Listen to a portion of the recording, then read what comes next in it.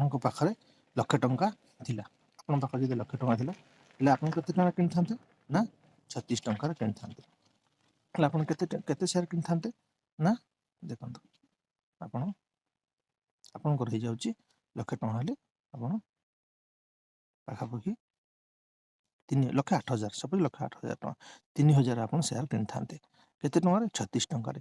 1,08,000ଟା ଦେଖନ୍ତୁ ଏ 1,08,000 ଟଙ୍କା ଆପଣଙ୍କୁ କେତେ ଟଙ୍କା ଦେଉଛି ଦେଖନ୍ତୁ 36 ଟଙ୍କାରେ କିଣିଥାନ୍ତେ 36 ଗୁଣନ 3,000 ଇଜିକାଲି 1,08,000 ଟଙ୍କା ହେଇଥାନ୍ତା।